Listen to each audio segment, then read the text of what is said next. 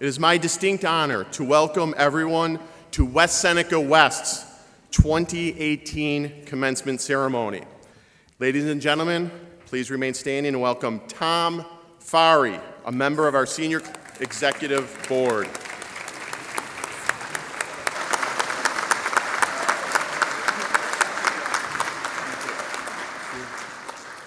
Welcome once again. Please, for the final time, it is my honor to say, please stand for the pledge, but everyone's already standing. I pledge allegiance to the flag of the United States of America and to the republic for which it stands, one nation, under God, indivisible, with liberty and justice for all. Thank you. Please remain standing as our vocal jazz ensemble leads us in the national anthem.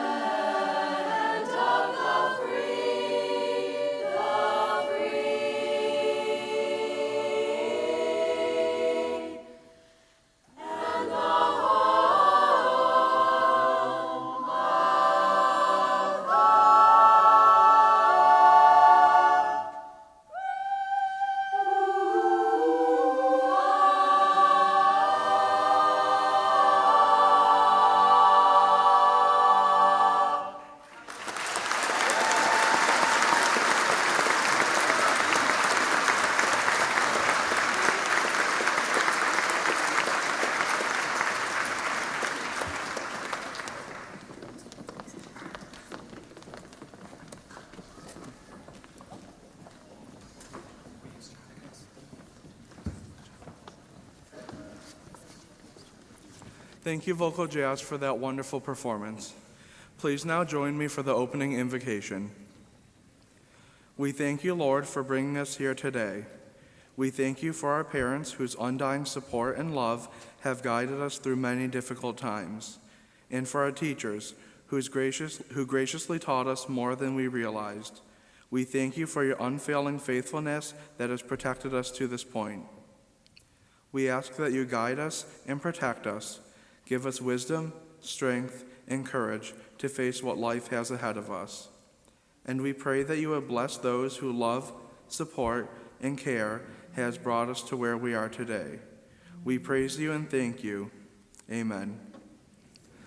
Please be seated. I would now like to introduce two members of the senior class board, Haley Kavanaugh and Jane Walsh.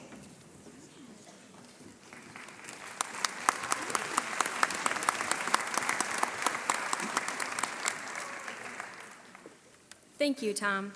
We are joined this evening by several distinguished and special guests. Please hold your applause until all have been introduced. Would the following please rise? We would like to welcome our superintendent, Mr. Matthew Bystrak, to our commencement ceremony. We would also like to acknowledge members of our school board.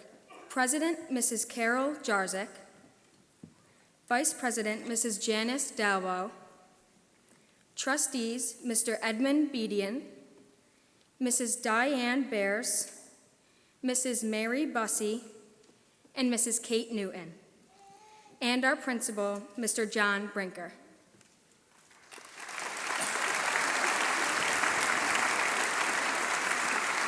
Please be seated.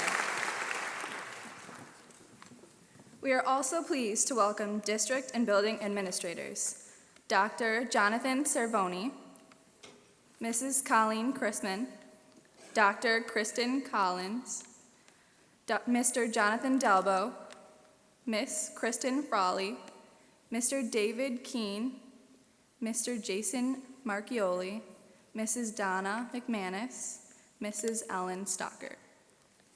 We are also joined by special guest, Mr. Joseph Contafio, West Seneca Teachers Association President, and Mr. DeLauro and Mrs. DiPasquale, our senior class advisors. Please be seated.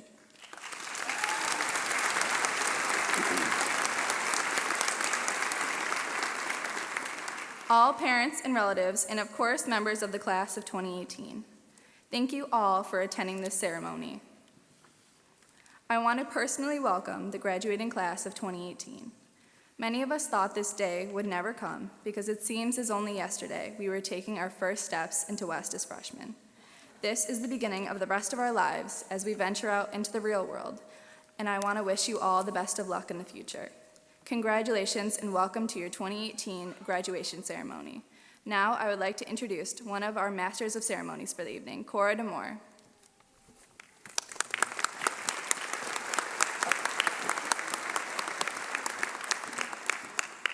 Thank you, Haley and Jane. Good evening. I am pleased to serve as a Masters of Ceremony for tonight's commencement. Let me take this opportunity to extend my personal welcome to everyone present. I truly hope you enjoy this evening's program. We have had 4 great years at West Seneca West. In particular, our senior year has been one in which many of our classmates and our school have received high honors and recognition. It is my pleasure to call to the podium our building principal, Mr. Brinker, and our class salutatorian, Jordan Fonara.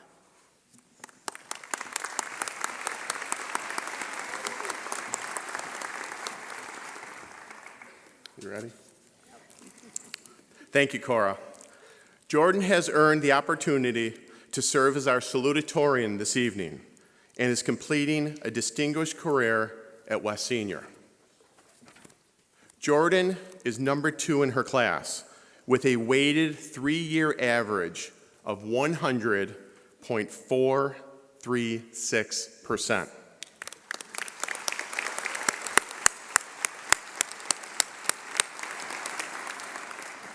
In addition, Jordan has completed advanced placement courses in biology, U.S. history, chemistry, calculus, Spanish, and music theory, earning a potential of 18 college credits.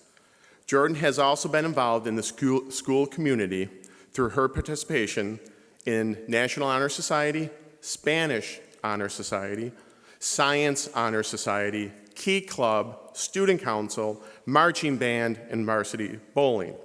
She has also been named a Student of Excellence. Jordan has earned a Regents with Advanced Designation Diploma with honors, with mastery in math and mastery in science. She will be attending the Rochester Institute of Technology, pursuing a degree in Physician Assistant Studies. At this time, we would also like to recognize Kelly and Paul Fonara. Can you please stand, Fonaras? There you are. He's already standing taking photos. Jordan's proud parents, congratulations to you.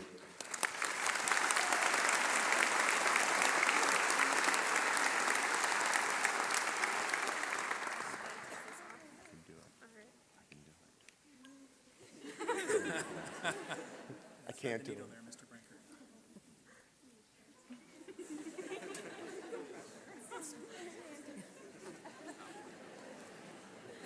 It's my first one. I'm a little nervous.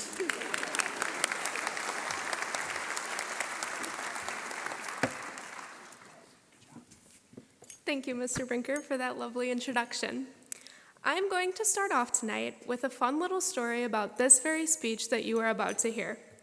When I finally sat down to begin writing it, after many months of procrastinating harder than I ever had before, my computer decided that it was going to hate me. Google Docs would not load, so I settled for everyone's dear old friend, Microsoft Word. And I wrote a solid 3/4 of that speech, feeling very proud and accomplished, and then my computer screen went completely blue with a lovely message to restart. I felt fairly inconvenienced because I was on a roll with that speech and it had just been very rudely interrupted. But when my computer finally turned back on, it got worse. The speech was gone. I frantically searched through my recovered files, but there was absolutely nothing to be found. I'll admit, I cried. Moral of the story, never use Microsoft Word for anything ever again.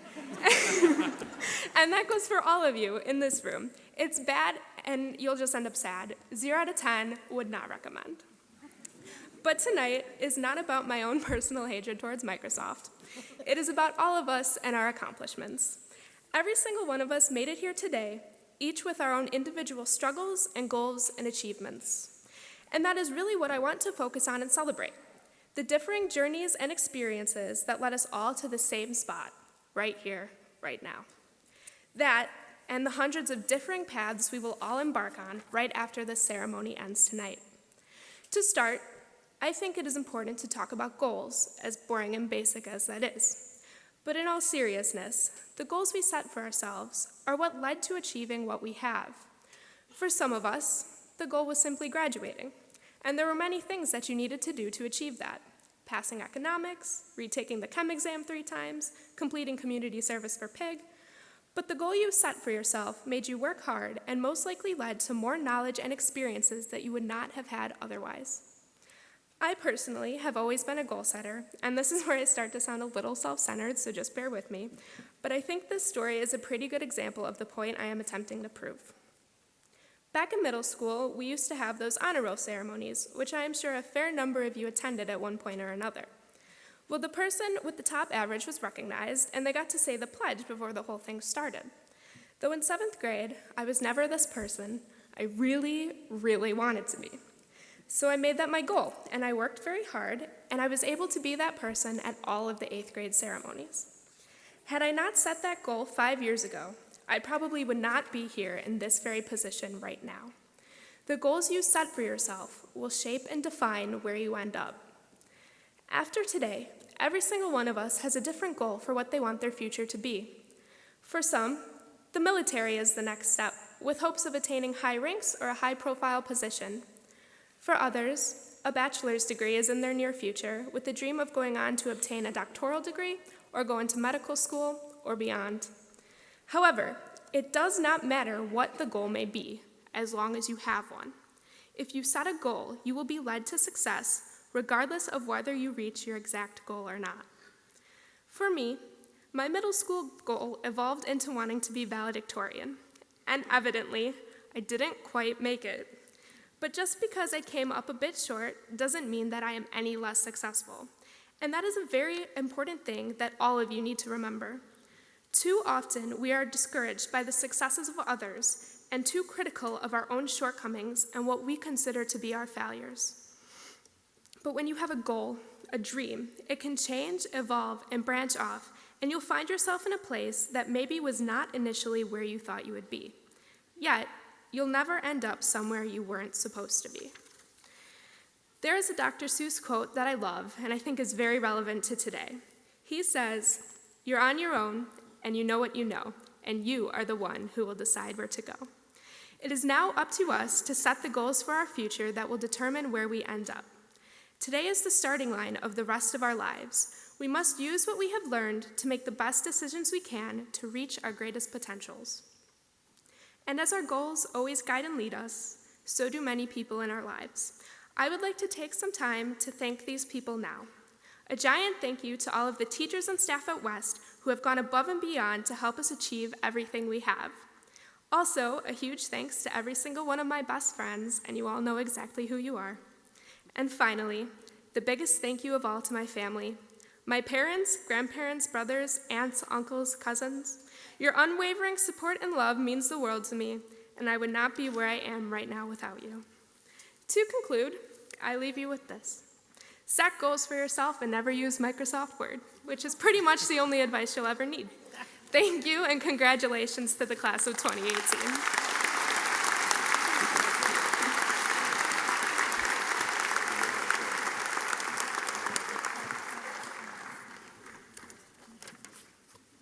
Thank you, Jordan. It is now my pleasure to introduce our Superintendent of Schools, Mr. Bystrak, to address the graduating class of 2018.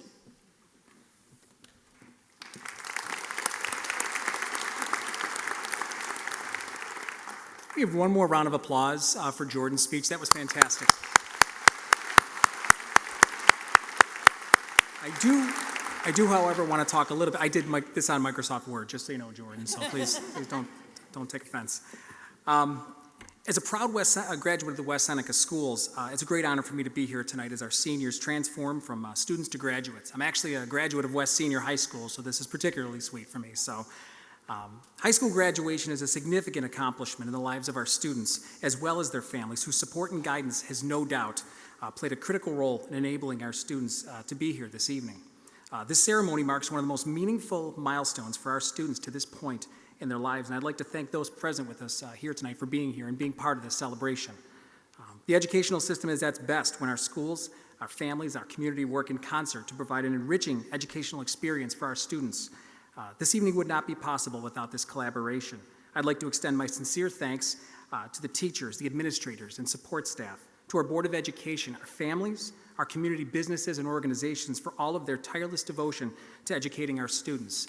We can't do it alone. We can't do it without you.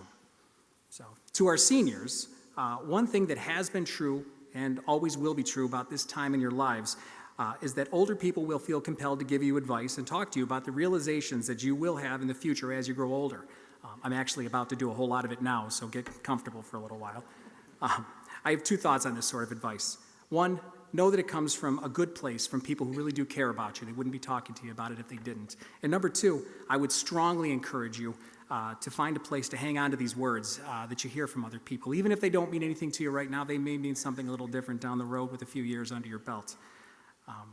Over the past few weeks, I've had the opportunity at a number of different occasions to speak with a whole bunch of our different seniors about their plans for after graduation. And I have to say what's been most interesting to me is not the plans themselves, but the way that people came to the conclusions of what they wanted to do next year, even if it's going to look a little bit different by the time they get to next year. As individuals, we carry around with us all of the experiences that have helped shape us to this point in our lives. These experiences involve peaks and valleys, and the fact that you're here today is a testament to your resilience, because undoubtedly each of you has had to struggle through some degree of adversity to be able to get where you are today. To the seniors in this room, I promise you that there have been times in your lives when you showed your parents and your family that you were stronger than they ever imagined you could be. Times when you exceeded their expectations for what you could accomplish. I have two daughters at home, Sophie and Violet, all right, 8 and 10 years old. And as I know them so well, but as well as I know them, there are times that they've surprised me with their resilience. It's that first time I saw my older daughter, Sophie. She's riding her bike, and we're over at the parking lot in her elementary school, and she falls off. Now, this kid's a little on the dramatic side, so I'm expecting the waterworks and everything, but the kid just popped right back up and kept riding around.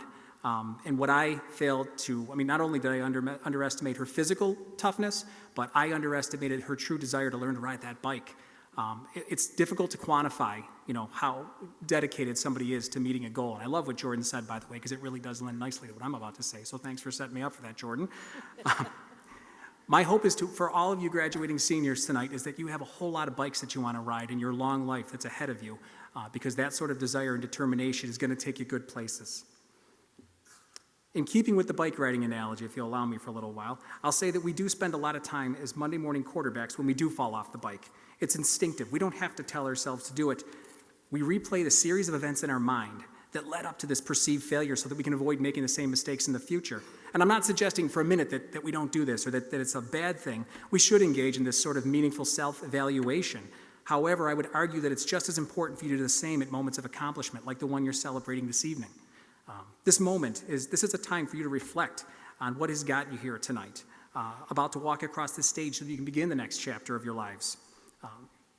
So I guess what I would have to ask is ask yourself, what did I do? What things contributed to this? What things did I do to make this happen? And in my experience, we just don't do this enough. We focus on doing this when something bad happens, but you've got to do it when things are going well too, so that you know how to get through the struggles.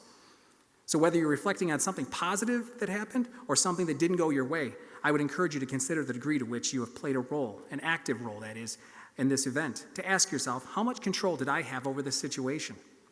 There's obviously a limit to what we can control in life. And it spans the whole gamut from things that you have total control over to things of which you have no control over. Things that you have total control over. What you want to watch on television, what you eat for breakfast, things that you have no control over, your shoe size, whether or not the Bills are going to make the playoffs, things along those lines. So I would encourage you, ask yourself, find out, take a moment just to step back and examine that. This is the idea where the idea of locus of control comes into place. That's locus of control. Someone with an internal locus of control tends to feel that he or she is, for the most part, driving the bus in life, or riding the bike for that matter. Let me stay with the analogy. These people tend to feel that they can shape the events in the world around them. They are responsible for their successes and failures. Someone with an external locus of control is more of a passenger. These people typically feel that the world happens to them and that they are powerless. As with most things in life, you don't want to be an extreme in either direction. However, I have found that the happiest people that I know tend to be those who camp out on the internal locus of control side of the aisle. These are the people that are driving the bus. You will find that the mere act of taking an honest look at yourself in the mirror and when something is or isn't going your way will be empowering. It will enable you to have a greater degree of influence on the events taking place in your life. I'm going to shift for a moment here. In speaking with a lot of my colleagues and friends over the past few years in education and in the world outside of education as well, I'm finding that one character trait seems to be in high demand these days, whether it's employers or friendships or whatever it is. That's the character trait of humility. It's the idea that we do what we do for the love of doing it or because it has to be done. And we're not doing it for any sort of recognition or any sort of praise or approval. It's about seeing ourselves as part of a community and being of service to others. It's about holding yourself accountable and being fully committed to remedying a situation when you have made a misstep. So before I got into the field of education, I was a social worker. One of the jobs that I worked at for quite a while, actually, I was a director of a homeless shelter for teenage boys, so right in South Buffalo. And I had been there for a little while as a director, but there were people that had been there for longer than me. And I remember there was an issue that we were having with students, it was the boys that were there, and they were 16, 17, 18, 19 years old. And we were having some problems with some of their girlfriends or some of their friends coming around a little bit too much. So against the advice of a lot of people that had been there longer than myself, I decided to put a policy in place. And I'm going to spare you all the details, but basically I put a pretty severe restriction on, in this case, it was the girlfriends coming around. So as you can imagine, first of all, any parents having trouble understanding what I'm saying here, go home tonight, tell your 16, 17-year-old sons that they can't see their girlfriends anymore. See how that works out for you. Didn't go very well, but I made a decision. I said, this is too disruptive to the shelter. And I'm leaving out some details here, but it's too disruptive to the shelter, so I said, I'm doing this. Despite the fact that, again, people that were there, employees that had been there, line staff that had been there for quite a while, were saying, listen, this isn't going to go well. I wouldn't even try to put this in place. You can do other things. My boss, the executive director of a shelter, said, hey, let them see their girlfriends. He was a priest, so I'm getting feedback from all over the place. This is a bad idea, but I said, no, I've got to do this. It's for the good of the shelter, so I put it in place. As you might imagine, it was an absolute miserable failure. It didn't work. For a variety of reasons, it wasn't a good thing that I did this. So here I'm faced with a situation where I realize that I made a mistake. And I'm thinking to myself, oh man, if I go and I reverse gears, I flip 180 on this, I might look disempowered. I might not have the same level of respect. So, I turned to a guy that I'd worked with for a while, and, I'd said to him, hey, listen, I kind of described the situation, and what do I do here? How do I get out of this and still kind of, or should I? Maybe I should just hold the line on this. And, he said, what's your biggest fear? And I kind of told him, I said, I'm kind of worried about, not looking, maybe disempowered. And this guy, now he'd been around forever. I went to, he was actually one of my grad school professors, just, great guy. And he said to me, words I will never forget, that is the stupidest thing I ever heard. This is what he says to me. You're worried about looking weak in front of these people, but you made a bad call. You got to own up. And from that moment on, I made the choice. So what I ended up doing was I called my staff in. I said, first of all, total mea culpa. You guys were right. This was a bad idea, so we have to fix this, though. And instead of having this feeling as though I had to walk away with my tail between my legs and kind of I made a bad call, this guy doesn't know what he's doing, it was actually just the opposite. The support that I received from my line staff to be able to help sort of implement this shift and work it through with the residents of the shelter was unbelievable. And I can be honest with you, I mean, I worked at that shelter for a couple years after that, and I can tell you that the support continued. And it just, for me, not that we talked about it on a regular basis, but that was a bit of a turning point, because I think what I did is I showed them that, I had the ego integrity. At least I was trying to develop the ego integrity to be able to say, all right, I made a bad call. How do we get out of this? We involved the residents, and we did all kinds of different things to be able to kind of walk back this, and I was still able to hold my head high. I guess my point here is that we cannot be so concerned with protecting ourselves or our image that we fail to do what is right. You will make mistakes in life, and I promise that if you hold yourself accountable and you work in earnest to try to right those mistakes, people around you will support you, they will respect you, they will have your back, I promise you.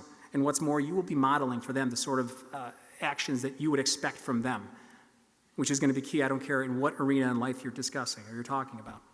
So, another aspect of humility is being able to see the world for all of its grayness. By this point in your lives, to our seniors, I'm confident that the majority of you have come to understand that many of the issues that we face in life kind of live in the spaces in between the rules our society sets. We can have rules, but there's always some nuances that we need to be able to consider. Not that we don't follow the rules, but you have to be able to take things into account. So this gray area really does force us to examine our values, our beliefs, and make use of the wisdom that we have acquired through our years of existence. And I can tell you, there does seem to be a bit of a correlation between the number of years that one has spent on earth and the amount of wisdom that he or she possesses, but I wouldn't say it's necessarily the case. My experience, true wisdom comes only to those who are willing to put information into context. Random pieces of information really mean nothing if you don't put them into the context of your life and what it means. So to seek to understand the perspectives of others, because what makes sense in one situation may not make sense in another situation.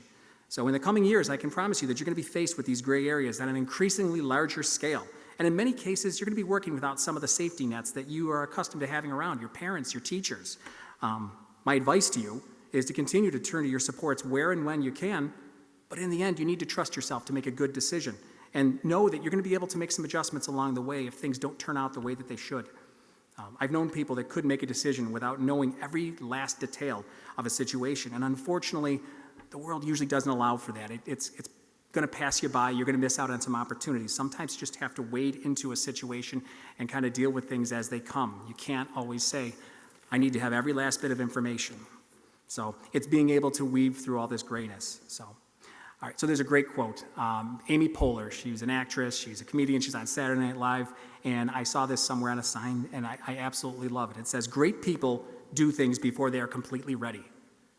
I want you to think about that for a second. Great people do things before they are completely ready. I love this quote because it reminds me that we are almost always more capable than we realize or that we give ourselves credit for. If you want to have some fun when you go home tonight, ask your parents about the first time they had to bring a newborn home from the hospital. Talk about not feeling ready. I mean, I consider myself, I read the baby books. We did all kinds of planning with my first daughter, Sophia, and came home. And I was fortunate. We had this very stern nurse there that told me what to do. She said, go home, clean your house, get some flowers for your wife, get back here by 8 o'clock tomorrow morning, whatever. She gave me a lot of instruction. I could barely get the car seat to fit in the car. And I kept thinking to myself the whole time, shouldn't somebody be coming with us? Like, is there somebody that's going to and I'm asking this nurse question after question after question, and she finally told me to get out. I'm not kidding. She said the words, get out. So we're leaving Mercy Hospital, and we're driving home, and I'm kind of going through these things in my mind. I'm an adult. I'm a grown man, and yet this little, 7-pound, 2-ounce bundle in the back has got me thrown for a loop because I couldn't plan for everything. And what if this happened? What if she got jaundice? What if she got yellow fever or malaria? I don't know. These are all the things that I'm worried about. So I think it's fair malaria. So I think it's fair to say that I didn't feel quite ready, but she's a pretty good kid. She's riding her bike. I think things are going okay for her. And, it was one of those situations that really did teach me that you kind of have to wade into things sometimes.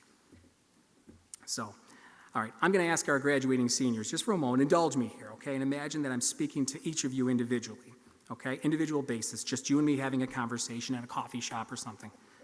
It's probably at Tim Hortons because I passed 11 of them on the way here tonight. I want you to think back and see if there's a time you can remember in your life when you weren't expected to be a good citizen, caring, respectful of others, hardworking. Chances are you can't think of a time when you didn't have that expectation. It's always been there. Whether at home, in school, at Wegmans, there's always been an expectation that you are going to conduct yourself in a manner that's reflective of the values of our community, of our society. With each passing year, these expectations have grown incrementally, okay? A little bit at a time, they've increased with every year that passes. After tonight, I'm going to tell you that increase in expectations is going to take a much larger step. High school graduation is viewed as a transition to adulthood in our society, and with that comes some added responsibility.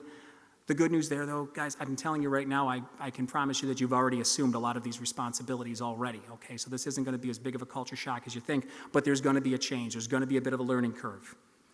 More now than ever before in your life, it's going to be important for you to consider the impact that your actions will have on the world outside of the reach of your arms. All right, you are more than just a role model to the children of our community. You are now also their protectors, their guardians. And I am asking you, please take that seriously, all right? That's a very serious distinction that you have. As an adult, you are responsible for our children. I'm not saying you're rescuing them from burning buildings every day. What I'm suggesting, though, is that the way that you conduct yourself, the way that you act, every decision that you make, you're shaping our future. If you consider the impact that your actions have on children, with each action, with each big decision that you have to make, is this something that's going to be good for the people that are, the little people, the people that are younger than me, or is this not going to be good for them? It's going to help to clear up some of this gray area that I was talking about earlier. Now more than ever, your worth is going to be measured by the good that you bring to the world. It's not just enough to exist and go about your life and say, well, I'm just kind of here. All right, you have to do something. This is an active activity, I guess. You need to be doing something. Be proactive. You need to make a contribution. The world's never going to be a perfect place, but that should not stop us from trying to make it so. It's this sort of aspirational thinking that has driven some of our greatest accomplishments, our greatest minds in our society. We need your help. We need your help in doing this. We think you're up to the task, and we know that you're going to make the world a better place. Congratulations to the class of 2018.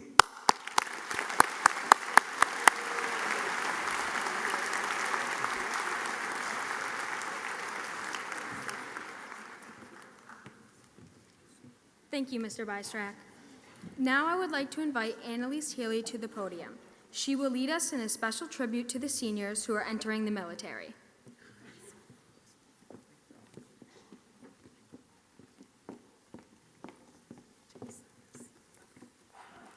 In this, the most unstable of times, it is with great pride that we introduce several of West Seneca West's most courageous graduates that will be entering the armed forces following graduation.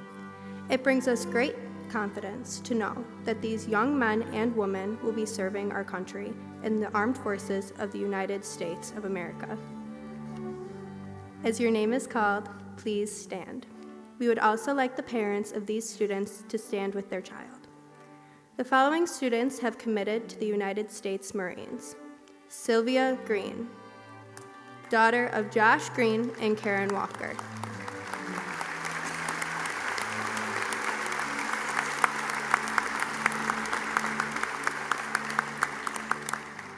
Amara Negroni, daughter of Stacy Negroni.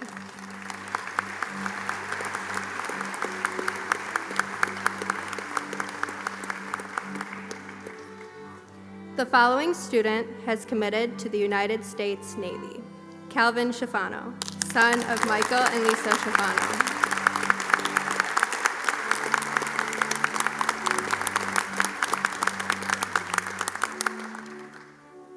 The following student has committed to the United States Air Force. Liam Gibson, son of Bruce and Melinda Gibson.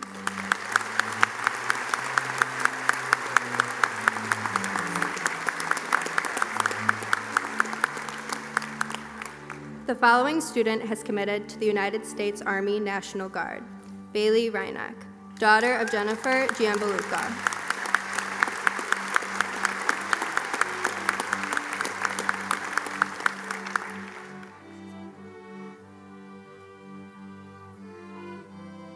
You are truly admirable for the decision you have made. We wish you and your families the very best. Would the audience please join me in a show of appreciation to these students and their families? Good luck and Godspeed.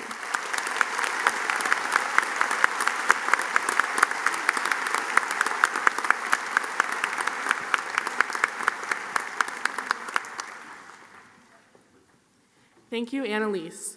Once again, I would like to introduce our principal, Mr. Bystrack. The other Mr. Bystrack.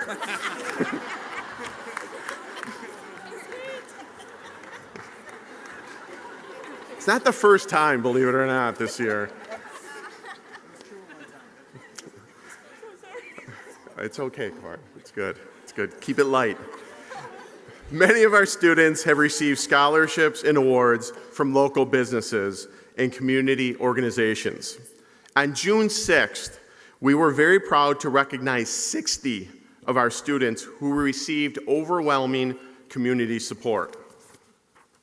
We certainly thank all those who support our students and school. Would all students who were offered scholarships or financial aid awards please stand and be recognized at this time?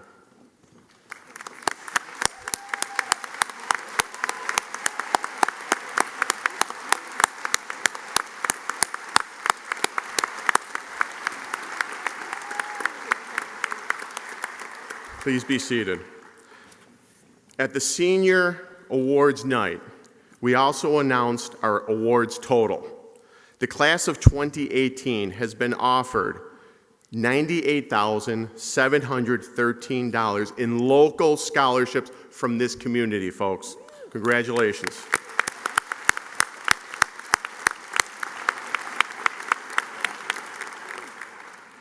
We are very pleased to announce that 3 of our seniors have achieved perfect attendance for all 4 years of high school.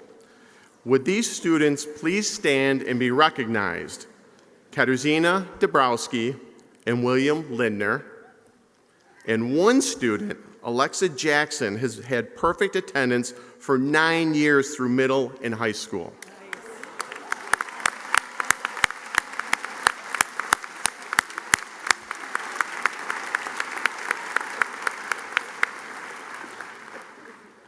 At this time, I ask those students who have been designated as the academic top 10 of the class of 2018 to please stand. These students have demonstrated excellence in academics. The range of their overall weighted grade point average is 98.048 to 101.435. Congratulations.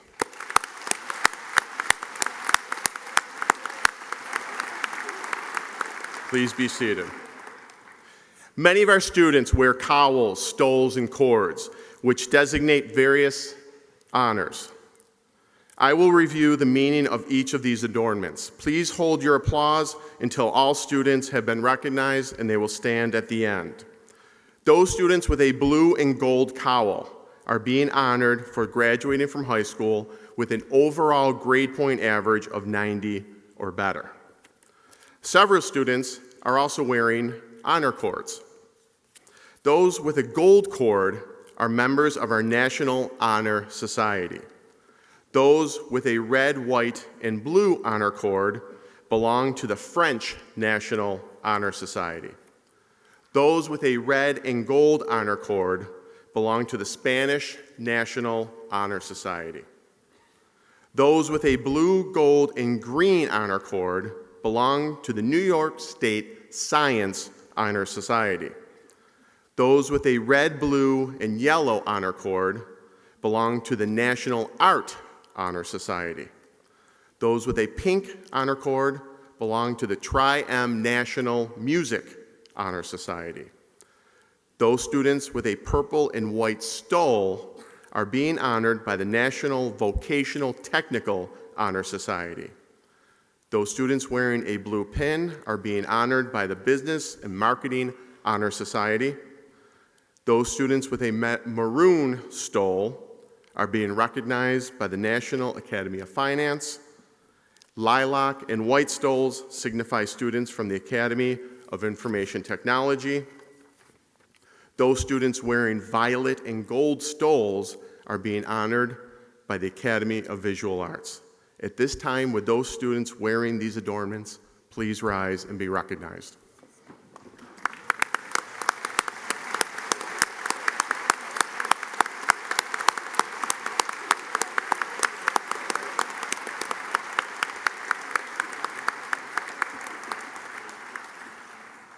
Thank you, Mr. Brinker.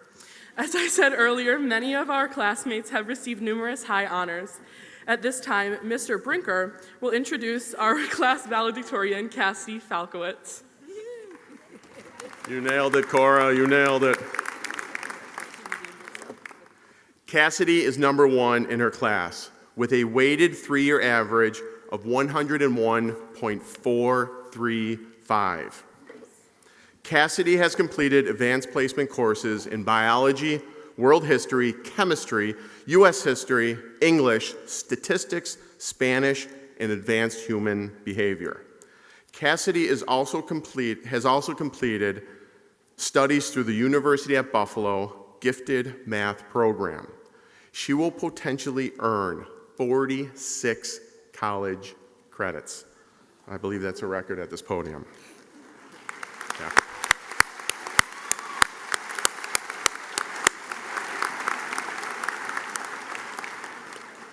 Cassidy has also been involved in the school community through her participation in the National Honor Society, Spanish Honor Society, Science Honor Society, Tri-M Music Honor Society, Key Club, musicals, and vocal jazz.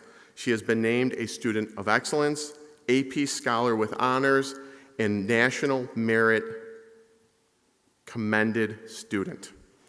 Cassidy has earned a Regents Advanced Designation Diploma with honors with Mastery in Math and Mastery in Science. She will be attending the Massachusetts Institute of Technology, pursuing a degree in computer science and molecular biology. At this time, we would also like to recognize Mark and Joanne Falkowitz, the proud parents of Cassidy. Please rise.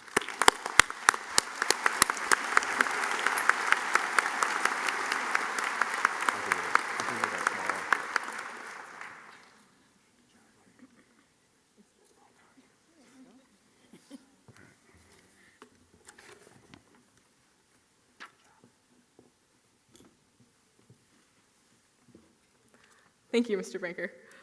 I would like to welcome our administrators, school board members, teachers, honored guests, families, and friends, and offer my congratulations to the class of 2018. So, here we stand at the precipice of what is essentially the rest of our lives. In a few short months, or even days, the majority of us will be pursuing our various lives everywhere from California to Maine and back to Buffalo, in college, enlisting in the military, or beginning full-time employment. Regardless of our respective choices, each of us will be undergoing changes that range in size from modest to colossal. And to be honest, I'm terrified for it. Pretty soon, like many of my classmates, I will be leaving Buffalo. My personal journey will take me to Boston, where I will try to live out my childhood dream of attending Iron Man's alma mater. When I arrive, my life will be devoid of the many things that I have taken for granted. I will be living in a completely unfamiliar major city without decent pizza and wings and not a Tim Hortons in sight. And, probably slightly more important than that, I will no longer have my family right behind me, the tried and true support system I have always had to fall back on whenever my anxiety and constant self-imposed stress becomes too much for me to bear alone. Instead, they will be living a 7-hour drive away, my access to them limited to technology. Back in March, the morning I was set to depart for my accepted students weekend at MIT, I became overwhelmed. Standing in my room, ready to leave for the airport, tears began leaking from my eyes. Bewildered, I tried to figure out why I was distraught. I was about to go to my dream school for a weekend that I knew would be marvelous and thrilling, yet I was crying. Up until that point, I was blinded by my excitement, ignoring the reality of upcoming life changes that would follow realizing this dream of mine. In that moment, it finally hit me, even though I was only leaving for 4 days. To be truthful, I think I am still struggling to comprehend the true enormity of it all. Some people may think graduating high school is not really a huge change, but I guess it depends on how you look at it. In one way, it can be reduced to getting a piece of paper and heading off to bigger, better things, and the magnitude of it is stripped away. In another way, graduating high school is essentially us leaving the only thing we have ever really known, an event in which we receive the wonderful yet daunting concept of freedom. There are things I will not miss about high school, such as having to ask to go to the bathroom or weaving my way through hallways where I swear people have forgotten how to walk. I am sure many of you share much of the same sentiment. But we all have things to miss too, whether it be the camaraderie of a sports team or music group, or just a relationship with a particular teacher who has aided you more than you ever realized. While in high school, we stumble along, trying to find where we fit within the grand scheme that life encompasses. Our ascent into what is known as real life is delayed until graduation, and we are supposed to adequately prepare for this transition. We are presented with the presumed path: graduate and get a job, or head off to college to ultimately get a job. It seems so effortlessly simple, so foolproof, devoid of the underlying stress that accompanies trying to find where one's passions mesh with a career. It never is that easy in reality. There is a sense of security in the consistency that high school provides, the predestined, pre-planned path mandated by our educational system and societal expectations. Grace Hopper, a trailblazing woman in the field of computer science, once said, "Humans are allergic to change." I believe there is some stock in that assessment. If nothing ever changes, nothing can get worse. However, nothing ever really gets better either. It just is. Change is good. In fact, change is better than good. It is transformative, it is authentic, it is life. To this day, change never fails to make me anxious, but I am beginning to appreciate the necessity of it. It allows us to move forward and become better versions of ourselves. Yet, it is still okay to hold on to the things that do not change. At the core, we are all still the same, and our family and close friends will still be there, no matter how many turns our lives take. Whether you or your life evolves, it is important to embrace change, but it is also okay to hold on to the meaningful aspects of the past. In the end, change is the only way to become who you sincerely desire to be. Thank you, and best wishes to the class of 2018.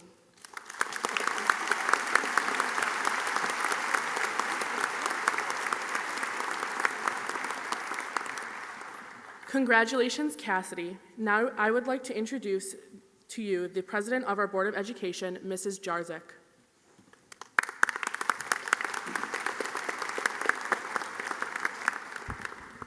Thank you. I think I want to ask Tom a question. I believe you said the pledge every single day at West? Almost every day. Are you coming back in September? Mr. Brinker's going to miss you. That's kind of unheard of. Good for you. Anyway, I couldn't help but think that as you said the pledge for one last time, right? I am so excited and proud of every one of these students. On behalf of the Board of Education, congratulations, best of luck. And at this time, I would like to introduce a friend of mine that is going to do my speech tonight, Mrs. Newton.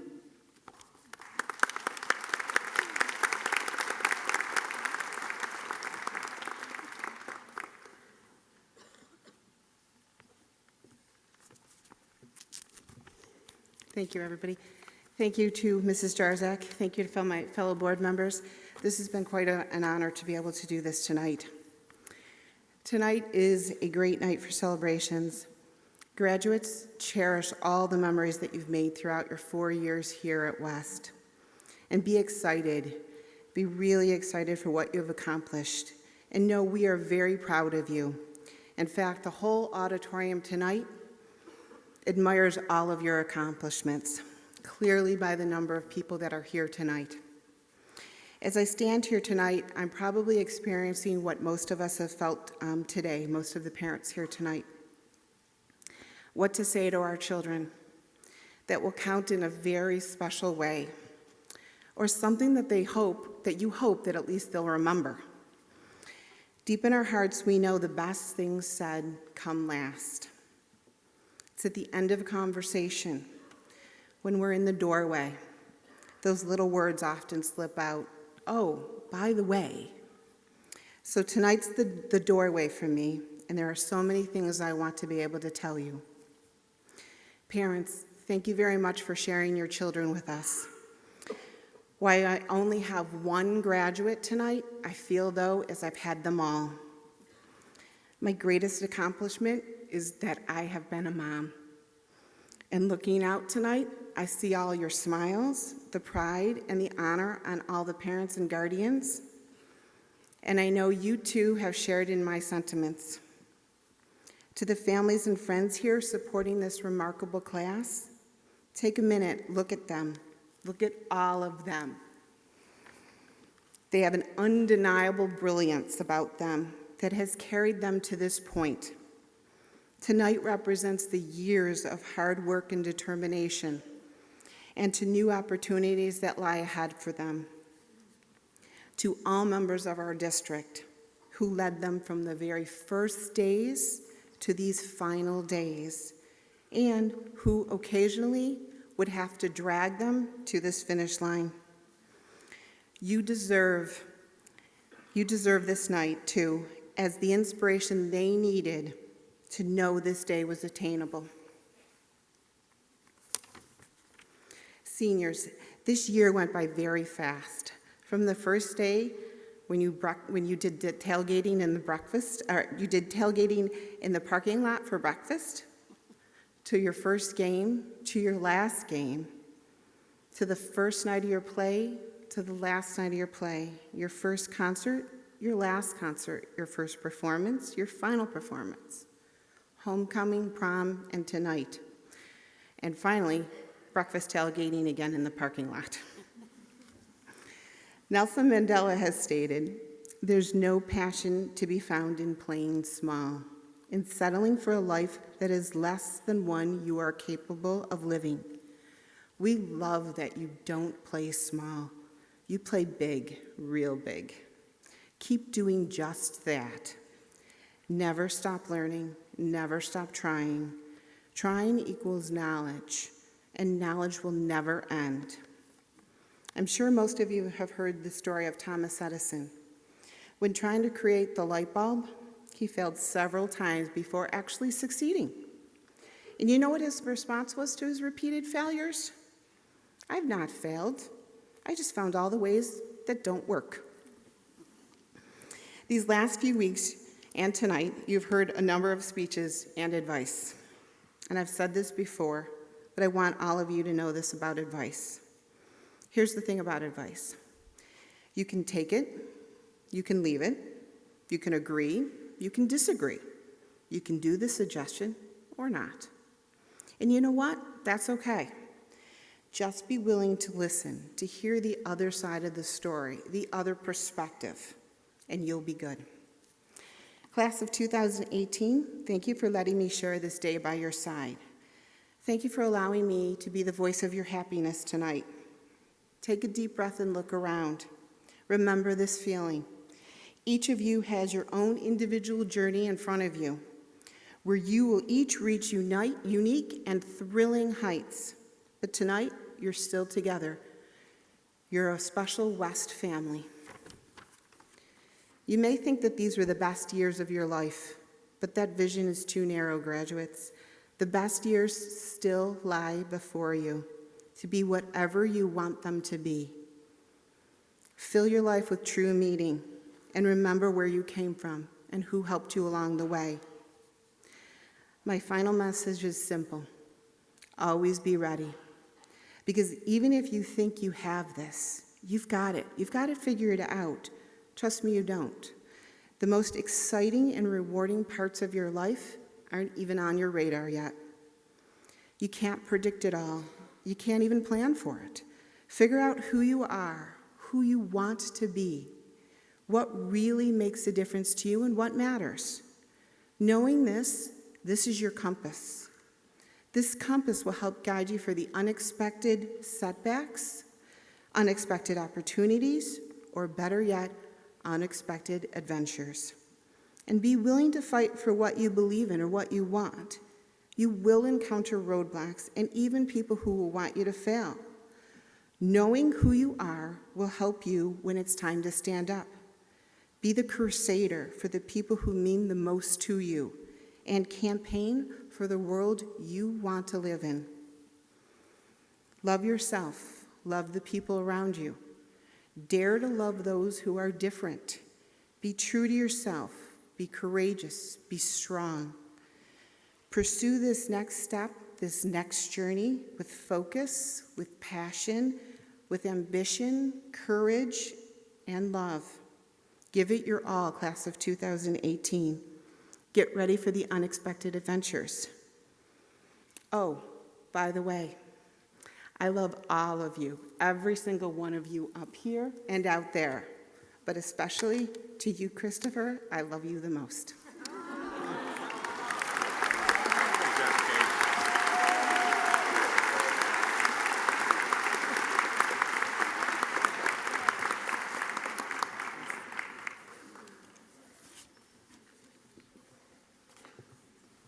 Well done there, Mrs.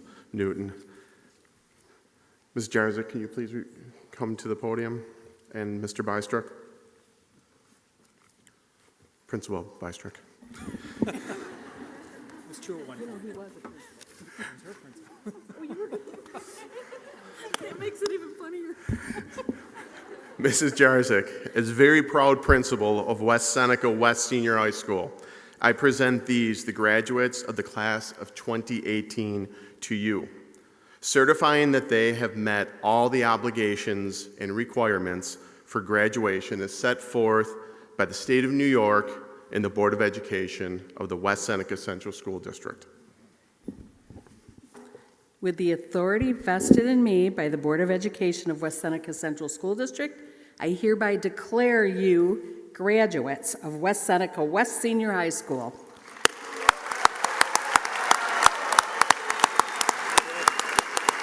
It gives me goosebumps.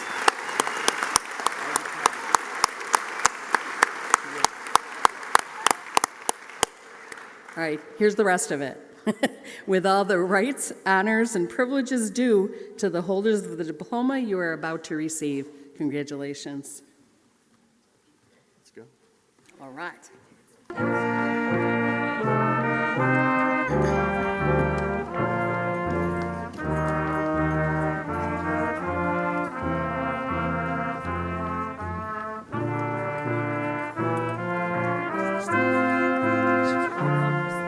Charlotte Beakey.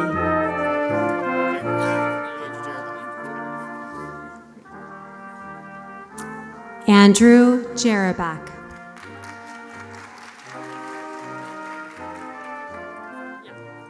Rachel Makowski. Jordan Fanara.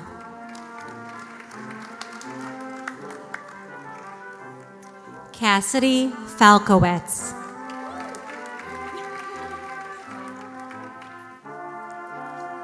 Annalise Healy.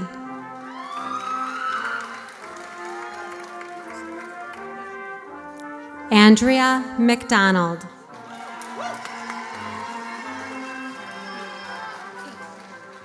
Samantha Kane.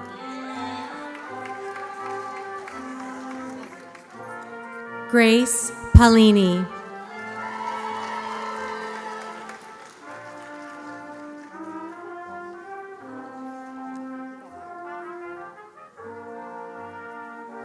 Catherine McCarthy.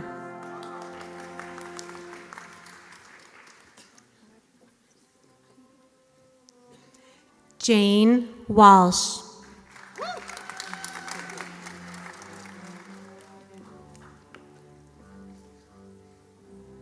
Cora Damore.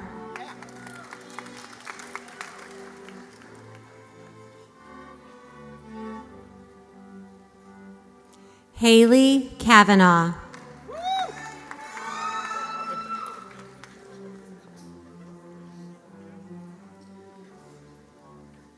Thomas Fari.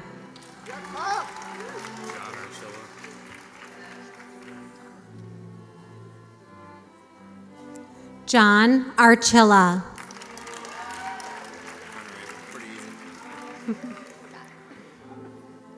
Connor Avery.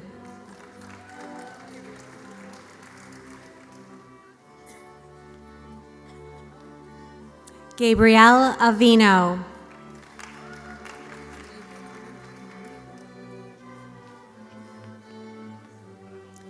Emily Benkelman.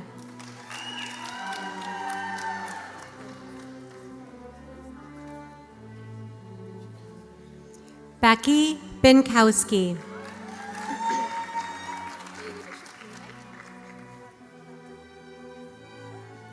Bailey Bishop.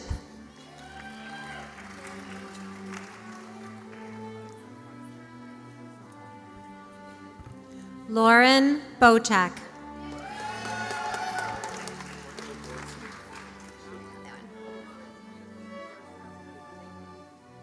Michael Borton.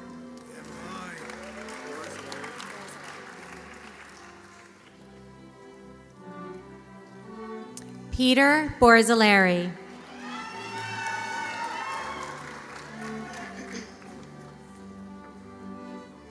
Tavian Brooks.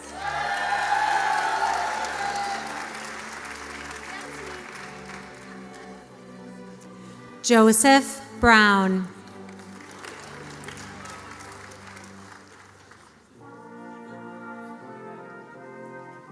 Leah Bundy.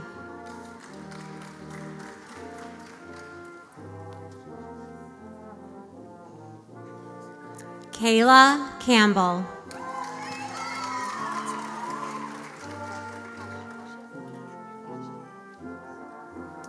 Vincent Cascio.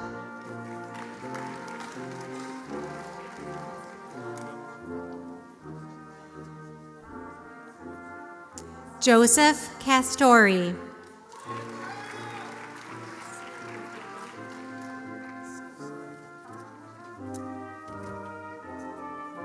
Sierra Cudney.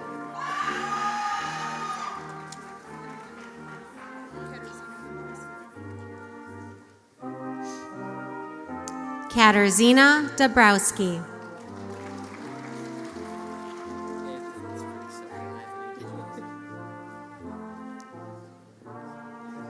Anthony DeJoseph.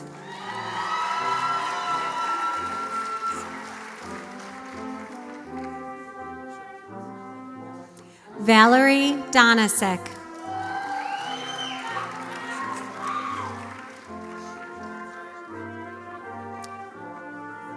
Alex Eastman.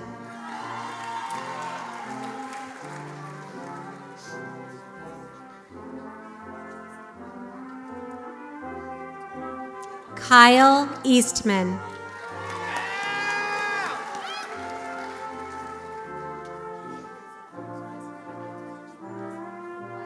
Catherine Manka.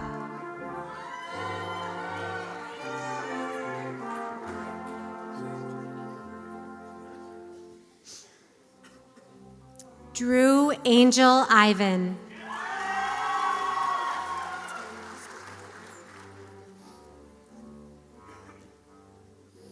Tamara Stefaniak.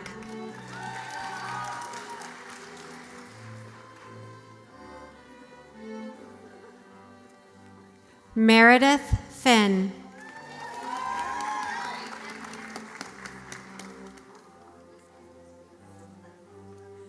Ashley Fletcher.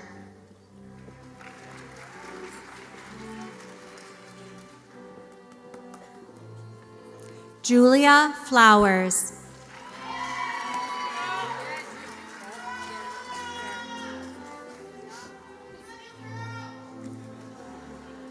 Nicole Guerin.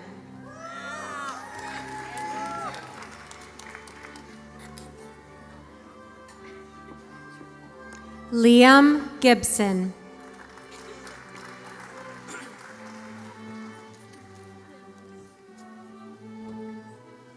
Abigail Gustafson.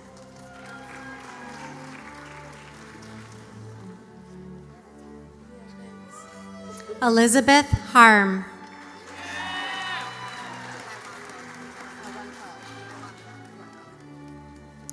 Samantha Iwanko.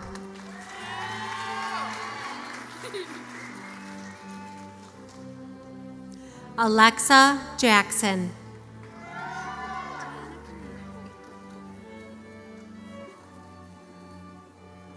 Deanna Knavel.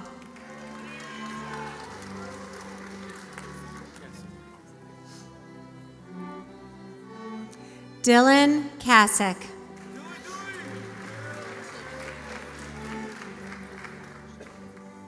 Kara Keene.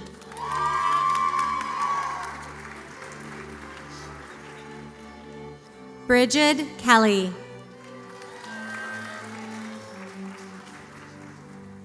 Jessica Kinner.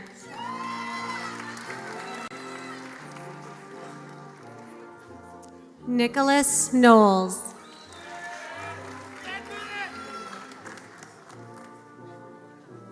Jack Kohler.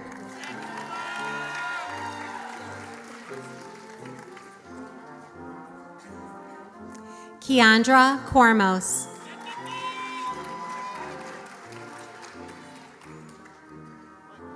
Sarah Kuchel.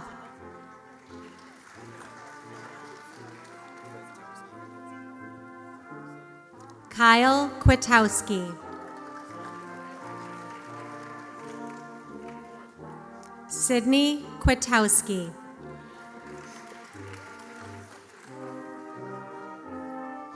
Brianna Lambert.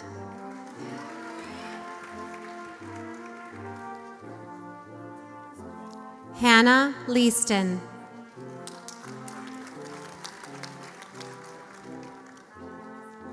William Lidner.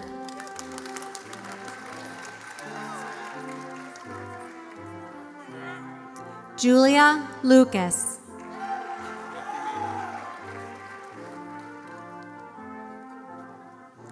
Matthew Maida.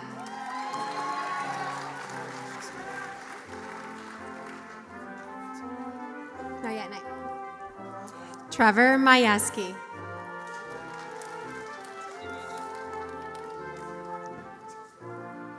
Tiffany Major.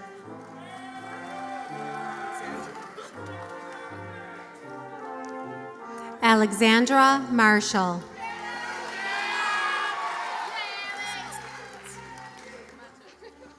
Madison Mazurkowitz.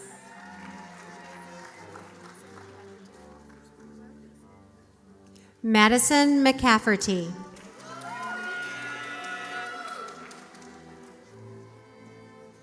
Aaron McCarthy.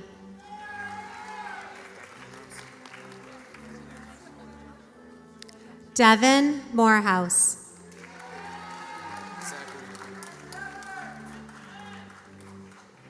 Zachary Nicander.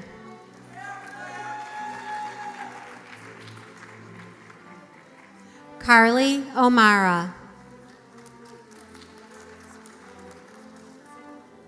Natalie Orlowski.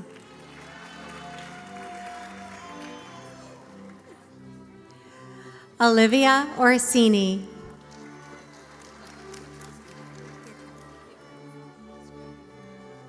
Jessica Pietrowski.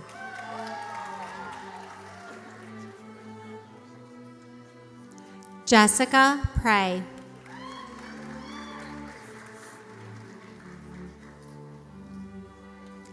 Amanda Putnam.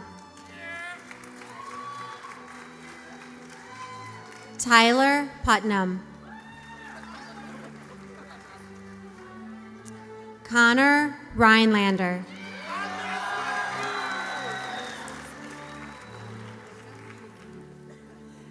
Alessandra Reno. Tristan Rennick.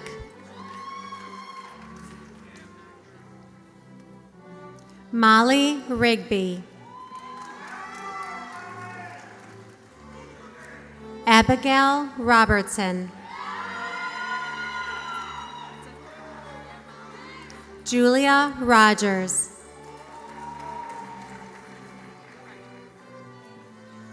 Kimberly Reinick.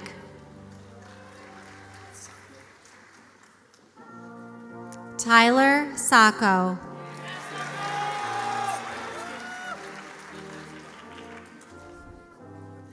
Blake Schweigowski.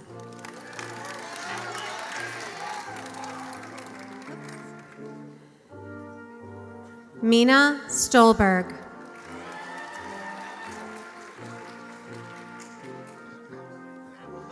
Abby Tojak.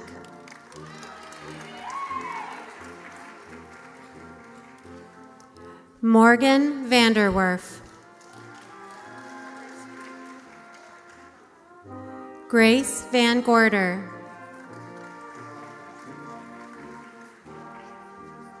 Benjamin Weiner.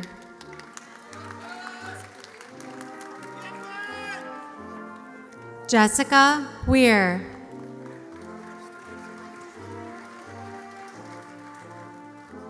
Stephen Wood. Hannah Robleski.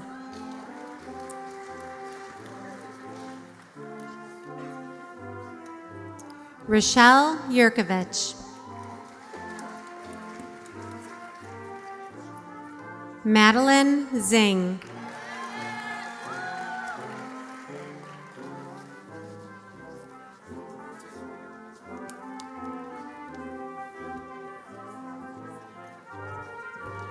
Holly Guerra. Alex Kaczynski. Megan Martinez.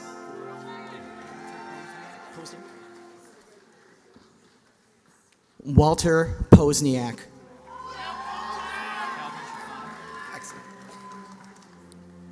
Calvin Schifano.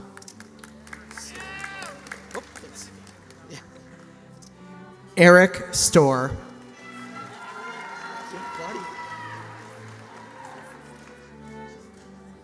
Cole Arnett.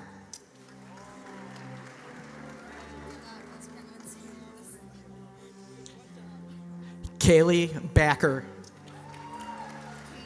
Kaylee Baker, right? Okay. Kaylee Baker. Yeah, buddy.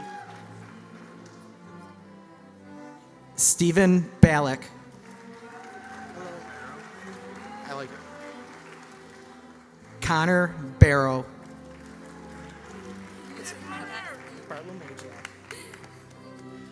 Alyssa Bartlow-Majak.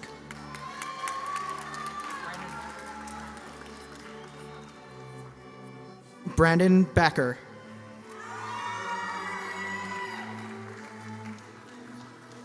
You want just Mitch? Mitch Bednars.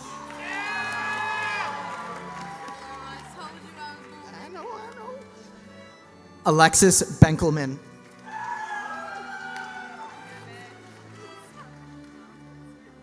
Cecilia Bensman.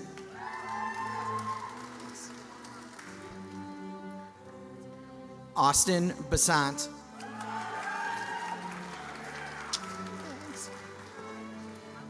Caitlin Basant. Lindsay Bifocal. Just Zach? Okay. Zachary Bostwick.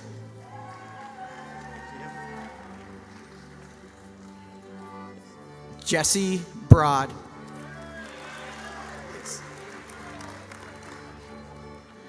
Mackenzie Brown. Hello. Bazinski, very nice. Paige Bazinski. Joseph Butler.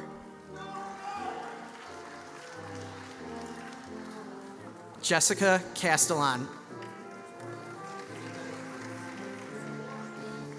Brendan Catlin. Do you want Jake or Jacob? Jacob Shabbat. Do you want Brad or Bradley?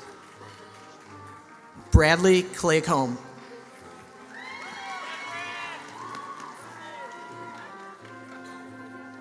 Max Clifford. Good, okay. Cameron Cook.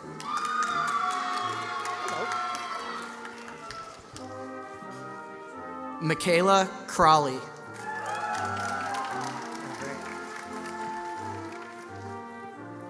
Tyler Cudney.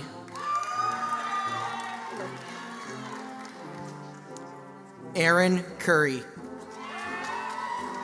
Yeah, buddy. Marcus Davis. Colin Dubell. Okay.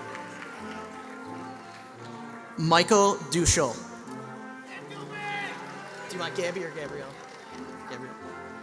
Gabrielle Doster.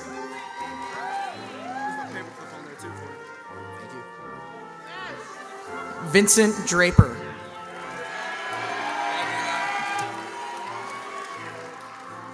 Tyler Dunning. Dayton Eck.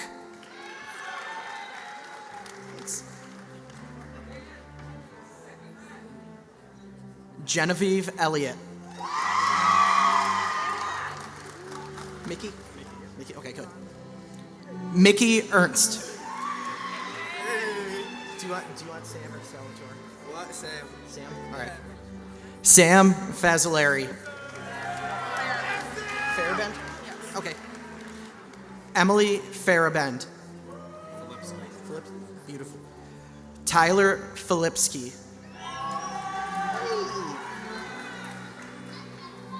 Alexis Flint.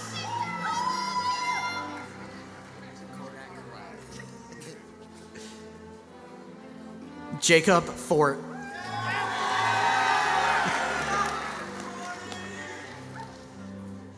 Adam Frazier. Beautiful. Alexis Gibson.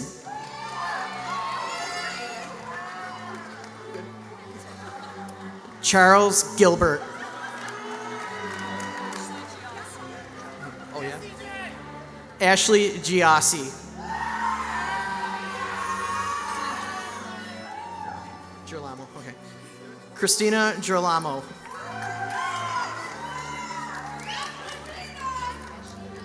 Thanks. Victoria Godwin.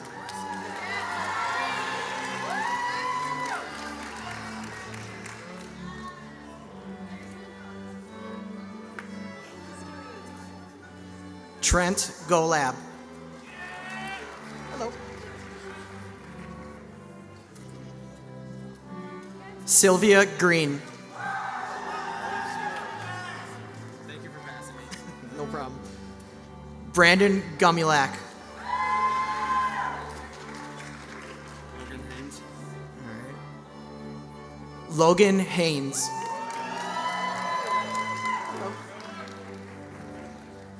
Brittany Harm. Do you want Nick or Nicholas? Do you want Nick or Nicholas? Nick. Nick Harrington. Thanks. Aaron Highway. Thanks. Oh my. Anthony Hiltz. Oh yeah. Gabrielle Howe. I know the name. Joseph Huffnagel.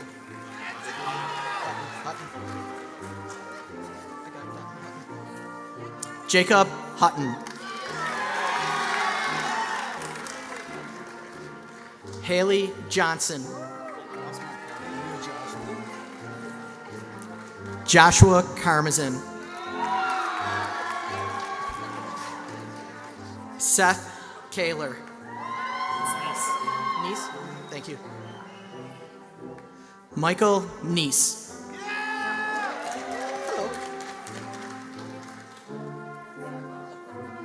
Samantha Kowalski. Hello.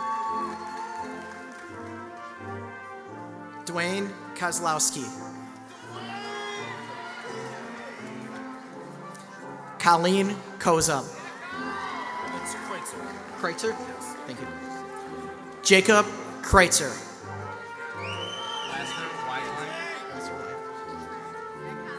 Brian Lasker Weiglin.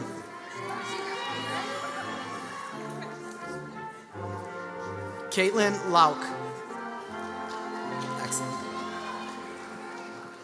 Parker Leamer.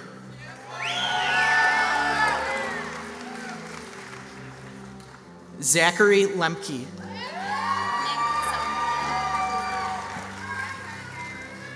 Vanessa Mancuso. Excellent. Sarah Marzinski. Oh, what is Helena Masso.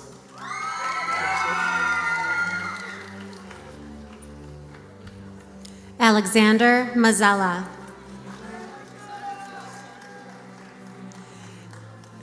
Hannah McCoy.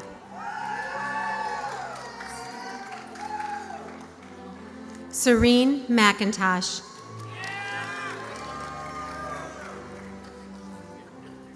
Emma McManigal.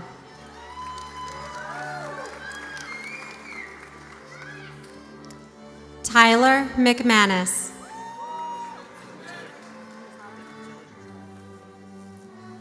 Devin Michelli.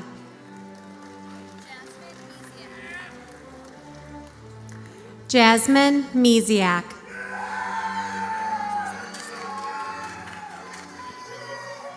Joseph Missal.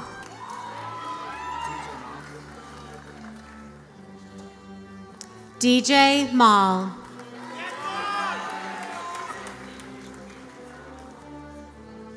Brittany Moran.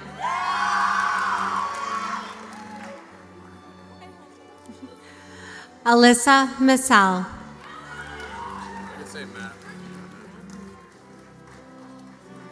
Matt Myers.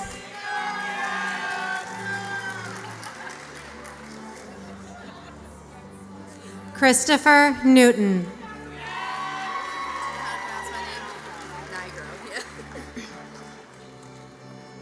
Alexa Nigro.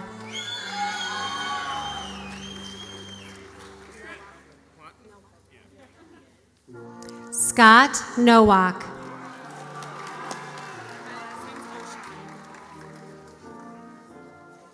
Madison O'Shai.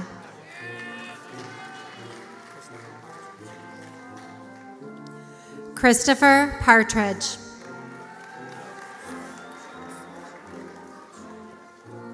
Sabrina Pasucci.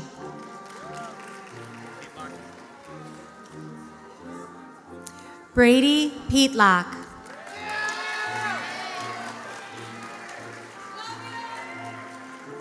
Zachary Quinn.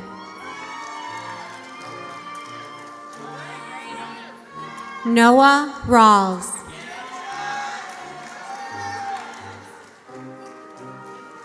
Sarah Reed.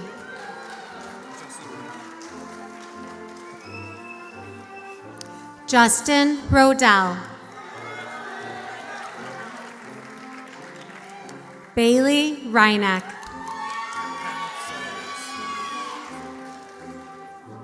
Kenneth Saunders.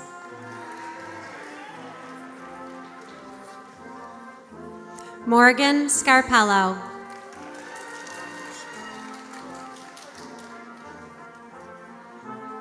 Jeremy Sheely.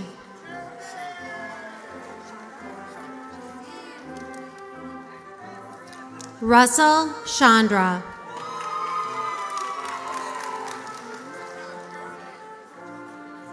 Kayla Shanahan.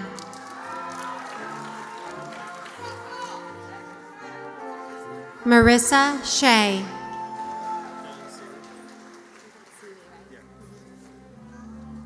Dylan Seawee.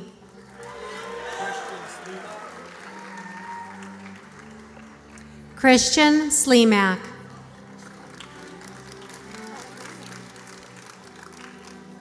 Jacob Solomon.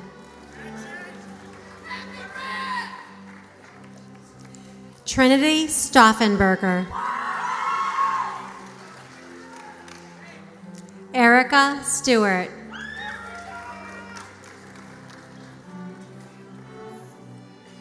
Jacob Sturgis.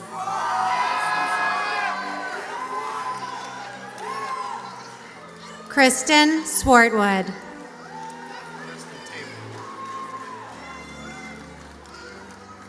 Preston Tabor.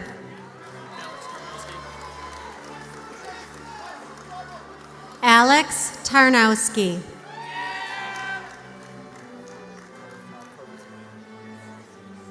Cody Tamaka.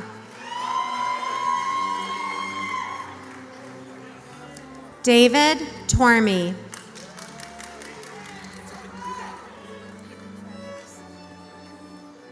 Haley Travers.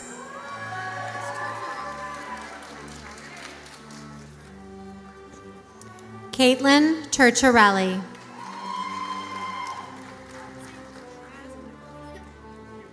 Madison Turcharelli.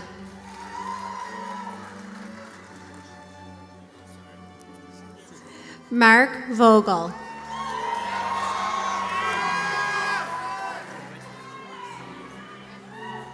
Nathan Vuich.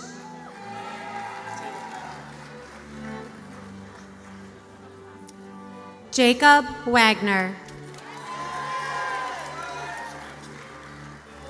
Alex Wayland.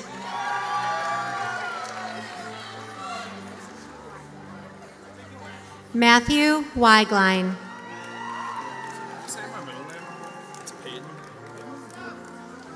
Lucas Peyton Wilhelm.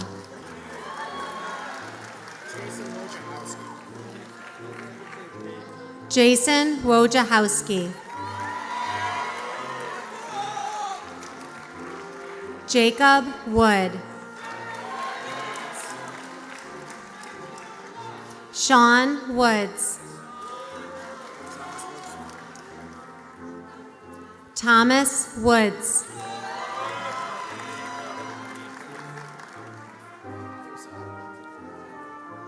Kyle Wright.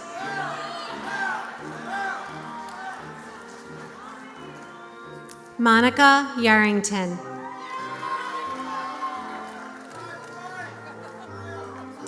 Mary Grace Yetter.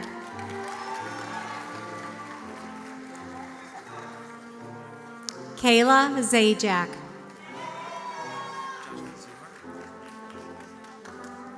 Joshua Zuhart.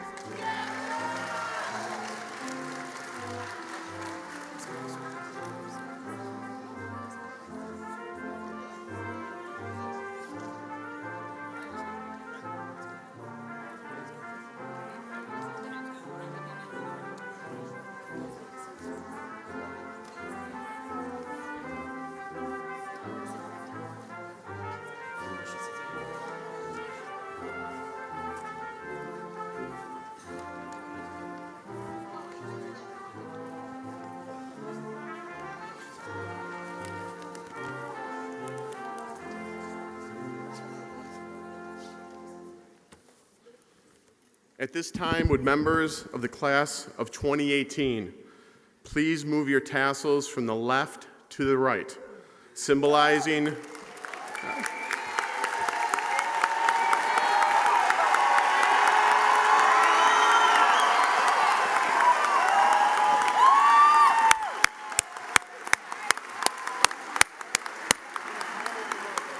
well done, well done.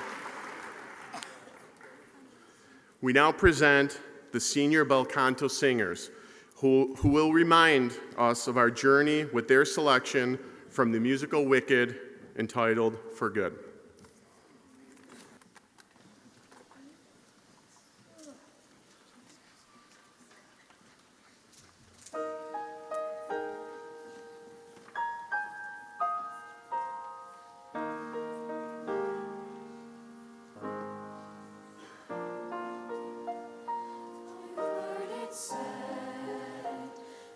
People come into our lives for a reason.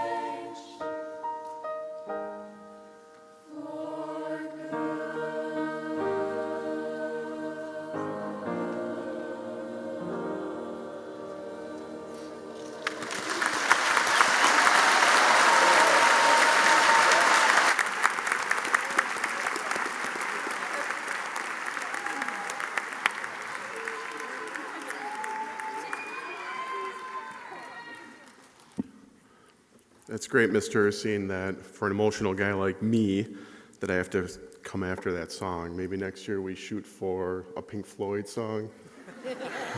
Something. That's not too emotional, right, folks? All right, we're almost there. We're almost there. I swear, Mr. Ursine sets me up every year with that song. And I was doing well. I was doing well. A couple thank yous, folks, before my final words. I'd like to thank my right-hand partner at West Senior, Mrs. Ellen Stockert. She's not here tonight, but I'd like to...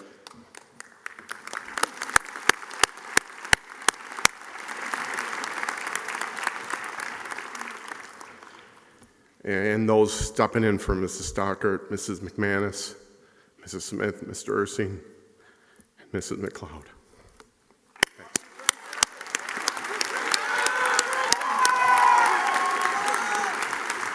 I got it. All right.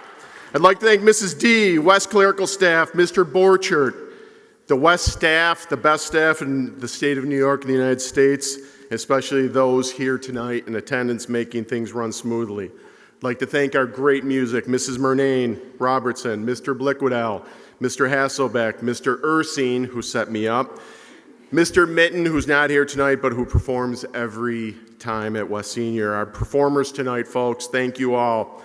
Our students running this event, this program, Thomas, Haley, Jane, Cora, Principal Bystrack, Jordan, Cassidy, Annalise, sorry, Cora, I can't let that go.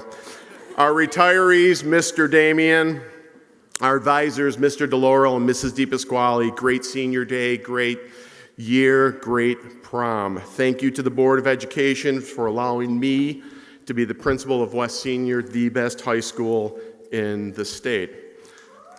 Yep.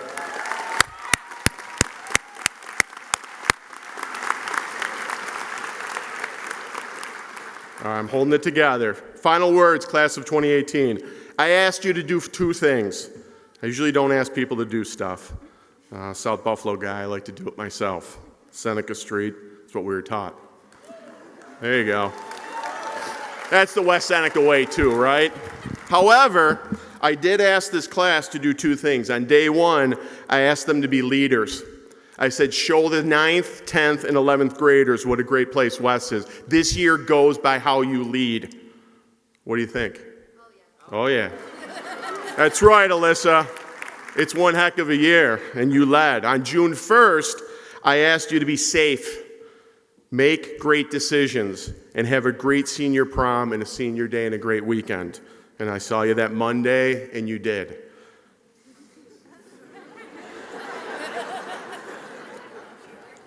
I think we had an exam. I saw them Wednesday. But on a serious note, thank you. Those two things I asked you, and you came through. So thank you from the bottom of my heart. Thank you for your positive leadership and for making this past year a great year for West Senior, memorable. So what can I say to you? I can give a history lesson, which I know you're clamoring for. Thomas Fari behind me, who's going to go to UB as a history teacher, is the only one in the room saying, Brinker, give one more history lesson. One more. I got you, Tom. I'm not doing it. I could give a great quote, but we all know what Franklin Pierce said, and whatever I say from the wise mouth of Franklin Pierce, we won't remember. I could read a poem, but I'm not. Jordan Fanara talked about our goals, and Cassidy talked about change. So what can I say? We spent 4 years together. We watched you transition the West staff from a childhood to adulthood. This past year, with your positive leadership at West Senior, we had a lot of success and a lot of spirit. In this past winter, we saw great flag football games, a lot of attendance, homecoming dance with over 800 students, 2 pep rallies, the announcement of our academic top 10, choral and instrumental concerts, Veterans Day ceremony honoring those who served, twice performing in Syracuse. One of those performances resulted in the state championship. 3 fall plays and the talent show, 2 sectional titles. In the winter, we had Santa on the Bridge, a lot of charity, holiday concerts, the musical, 4 more sectional titles. In the spring, we had jazz, string, band concerts, Broadway review, Students of Excellence, recognition dinner, faculty-based basketball, where West once again won, and Mr. West, there you go. Mother's Day concert, senior day with Gabby making a 1 hour and 15-minute tearjerker video celebrating the entire year, prom, local scholarship, and this past Friday, the Buffalo News awarding us Team and Program of the Year. That's a year. That's quite a year.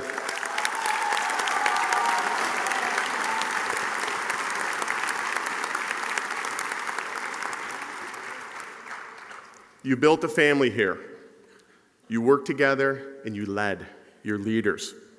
You were and are successful. This is your high school lesson. This is it.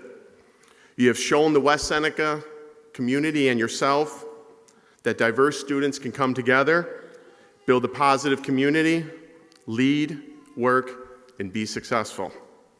Be role models and mentors. This is my advice to you. The only advice. Everybody covered a lot tonight, and the only thing I'm going to add is take this lesson with you. And wherever you go, whatever challenge, whatever struggle, wherever you go, as Jordan quoted Dr. Seuss here tonight, you are on your own, and you know what you know, and you know West Seneca. Wherever you go, plant West Seneca roots. You know what you know. Build a community where you go and lead. Be a positive leader. Work in your community, and you will be successful. Take West Seneca with you. You built something special here for 4 years. You proved it this year by all the success. Thank you, class of 2018. You know I love you. You know you're awesome. And what do I say whenever I leave? Let's hear it. That's not really that good. Can you just do it once, really loud? Ready? 1, 2, 3. That was awesome. Well done, everyone.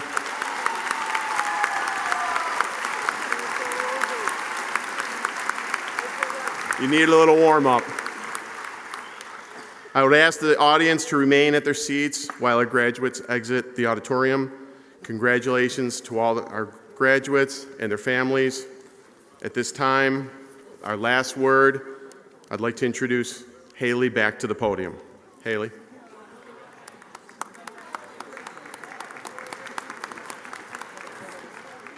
On behalf of the Executive Board of the senior class, we would like to thank all of the speakers, presenters, and honored guests for their presence and support tonight. We would also like to thank all of our friends and relatives for sharing in our graduation ceremony. And we congratulate all of the parents and family members of our graduates. We would be nowhere without you. Finally, we salute our friends, the graduating class of 2018. It's been unforgettable. And as we go, we must remember, graduation is not the end. It is the beginning of the rest of our lives. I would like to ask the audience to remain at their seats while our graduates exit the auditorium. Thank you and good night.